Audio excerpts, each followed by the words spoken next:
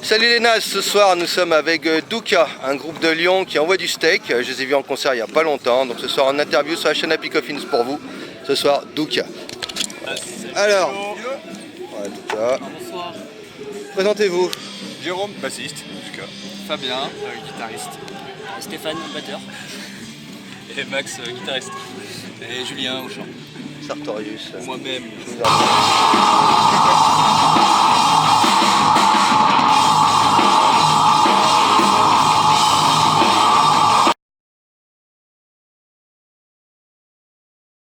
Douka, c'est un terme pali ou sanskrit qui fait référence en fait aux origines du bouddhisme.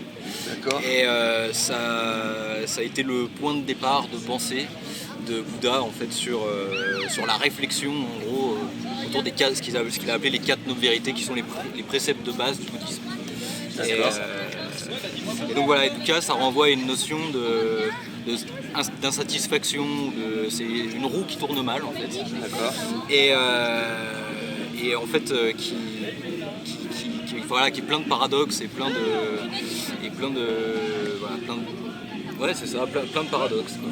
Ça illustre pas mal de concepts au final que tu peux rencontrer dans la vie de tous les jours. Tu vois. Le mot Douka en fait, ce concept, ça peut être l'insatisfaction de t'es dans ta vie mais tu veux toujours avoir plus, toujours avoir mieux, avoir une meilleure situation, une meilleure télé. Une espèce de chute en avant. Voilà, c'est ça, c'est toujours ce désir cette insatisfaction qui crée du désir de plus. D'accord.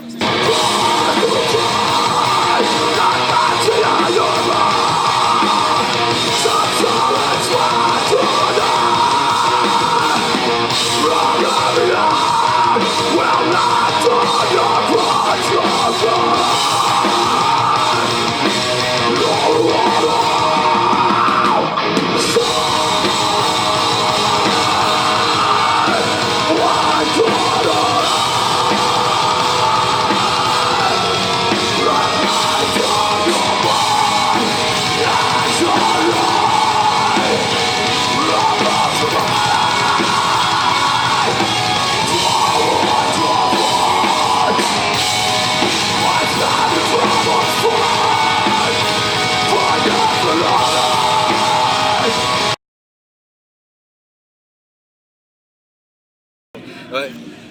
Ce que j'expliquais avant, en fait, c'est que Douka, c'est la base donc, de ce qui s'appelle les 4 nobles vérités dans le bouddhisme. C'est-à-dire que Bouddha, lui, il a dit un truc simple, il a dit tu peux avoir un problème, pour régler ce problème, donc ça c'est la vérité numéro 1, il existe par exemple quelque chose d'insatisfaisant. 2, cette chose insatisfaisante, elle a des causes, c'est la deuxième vérité. 3, on peut agir sur les causes. D'accord. En se disant que si on agit sur les causes, on agit sur le problème. Et 4, c'est toutes les choses qu'on va mettre en œuvre pour régler le problème, en gros.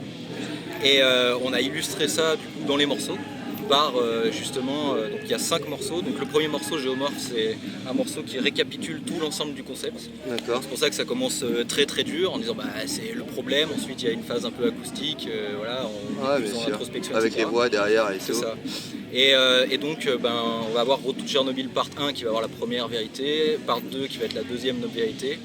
Ensuite on va avoir des interludes et on a justement après Hiroshima et Legacy. Legacy qui est la dernière noble vérité qui du coup est la résolution un peu du problème que tout un chacun peut avoir. Et c'est pour ça que le morceau est plus mélodique, plus accessible, à l'inverse d'un Hiroshima qui du coup est la toute première, qui est la toute première vérité. J'ai dit une connerie juste avant, c'est Hiroshima la première vérité. Et elle c'est vraiment le problème, elle est très brute, elle est très... Voilà, donc le fond raconte tout ça, donc ça c'est vraiment le fond.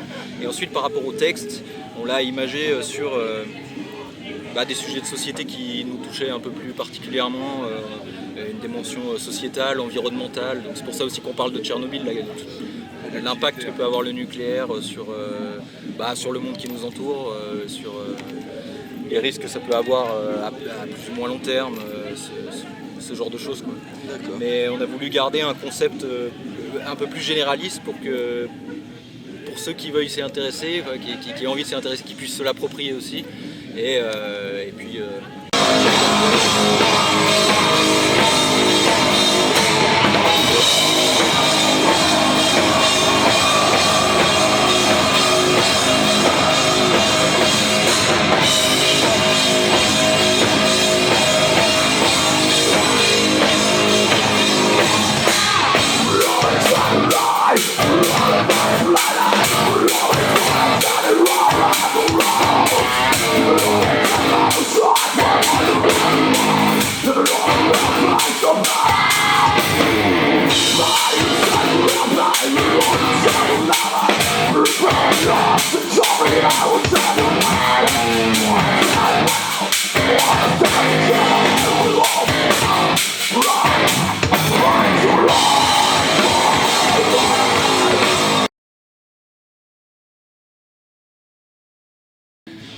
Nous, l'album il s'appelle Legacy, qui veut dire héritage en anglais.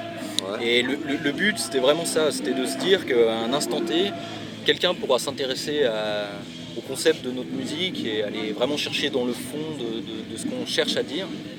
Et peut-être qu'à un moment donné, notamment sur l'aspect environnemental par exemple, peut-être que ça pourra éveiller une conscience auprès de quelqu'un. Et on se dit que voilà, ça n'aura pas servi à rien, quoi. Tu vois. Et voilà, donc c'est aussi pour ça que l'album s'appelle Legacy, parce que ouais, voilà, on voulait pas faire de la musique pour faire de la musique comme ça, on a vraiment envie que ça serve à quelque chose, quoi. D'accord. Ouais, on a des... Non mais c'est juste qu'on a des morceaux, on a beaucoup de samples, je sais pas si t'as les samples, vu un peu en Ouais, j'ai anglais, en écouté. français, et en général ce sont des personnes qui ont vécu beaucoup de choses et qui veulent transmettre justement ce qu'ils ont vécu et transmettre on va dire les bienfaits de ce qu'ils ont vécu pour les générations futures. D'accord.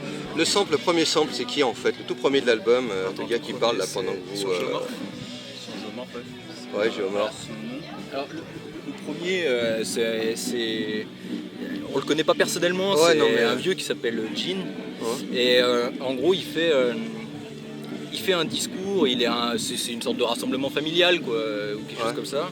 Il est derrière un pupitre et en fait il explique qu'il a 92 ans et il dit que lui, quand il était jeune, en fait il a pas connu très peu ses grands-parents et qu'il a vachement souffert du manque de transmission. D'accord. Du savoir, de ce qu'ils ont pu vivre, etc. Et nous aujourd'hui, on se retrouve un peu dans le même cas où on a des problématiques de vie, on ne sait pas, voilà, enfin, des conneries, chercher un job, trouver l'amour, ce genre de trucs, tous les trucs à la con que tu peux avoir dans ta vie. Et il y a des gens qui ont déjà vécu ça et qui pourraient transmettre cette expérience. Et lui, en fait, il explique ça et donc il fait un très très long speech où il parle en fait à ses enfants et à ses petits-enfants. De par ses prises de conscience, quoi. Et il raconte un peu les choses qu'il a vécues.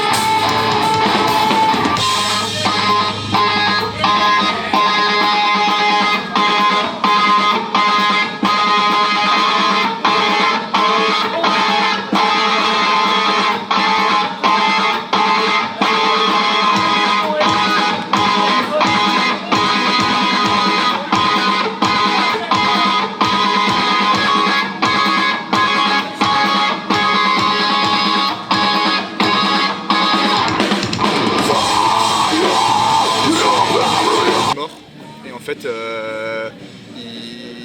c'est un ancien astronaute qui a vécu beaucoup de choses et en fait il a réussi à voir la Terre de ses propres yeux et il l'a décrit comme...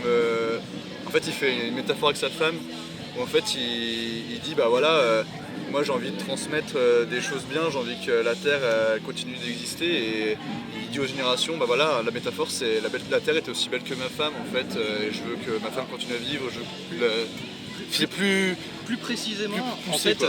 cet astronaute, en fait, il a un cancer en phase terminale.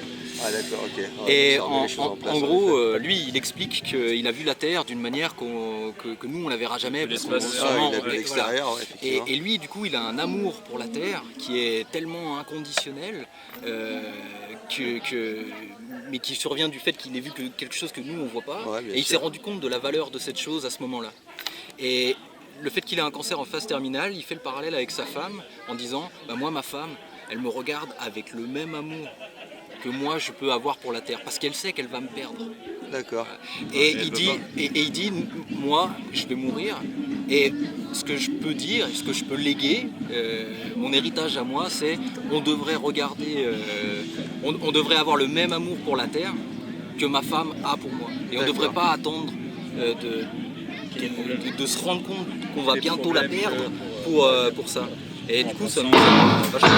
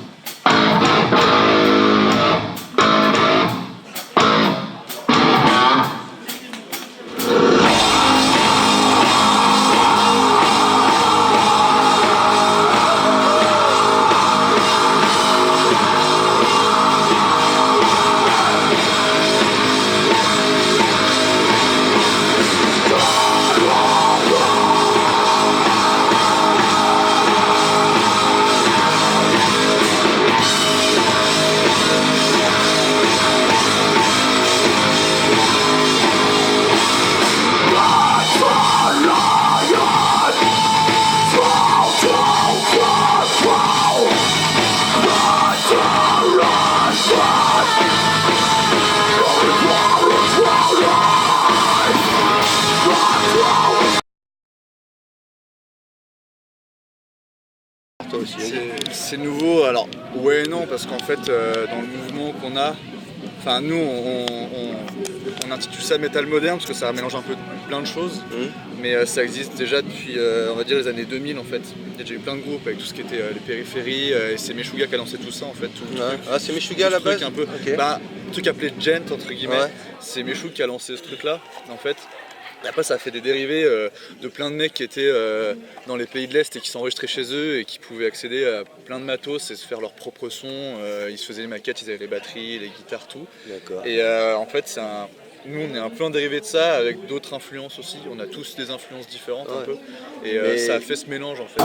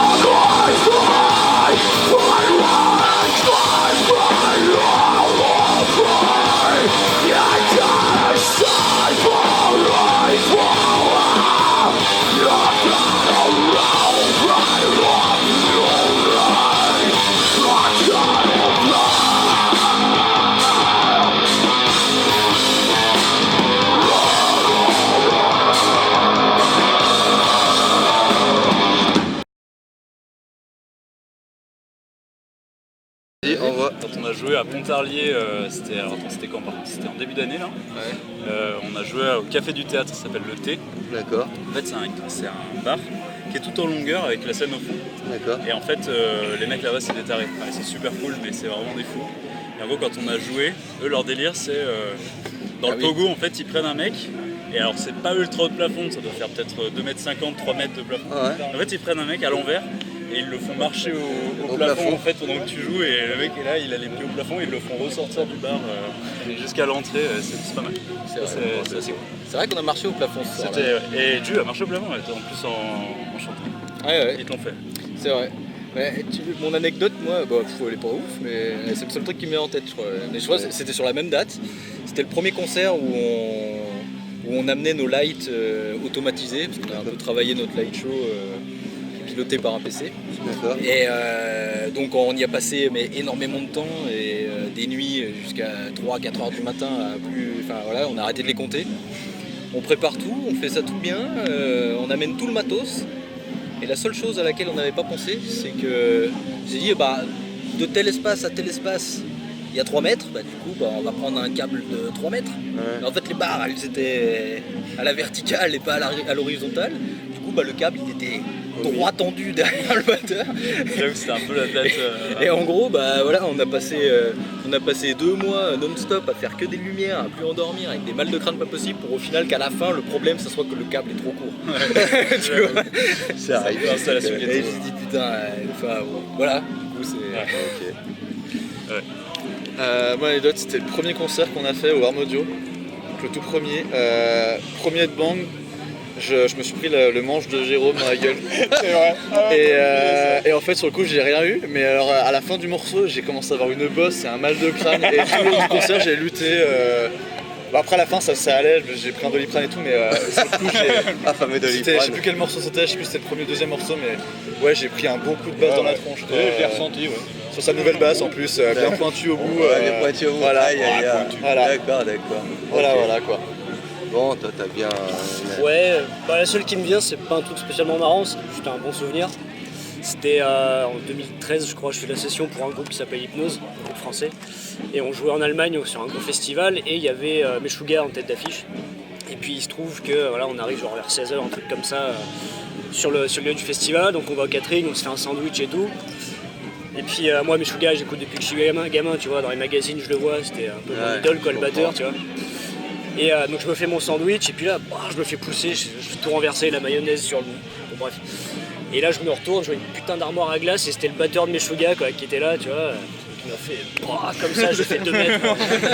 Excuse-moi et tout, comment ça va? Tu joues tout à l'heure et tout? Je fais ouais, j'étais comme ça, tu vois. Ouais, forcément, tu n'en veux pas, non? Et il me c'est dit cool. ouais, si je passe tout à l'heure si je peux et tout. Et effectivement, quand on jouait, et puis au moment où j'ai tourné la tête, il était là sur le côté. Donc, Ça fait plaisir. donc, ouais, c'était Ça fait toujours plaisir. beau plaisir, ouais, beau souvenir. Allez. J'ai toujours pas d'anecdote.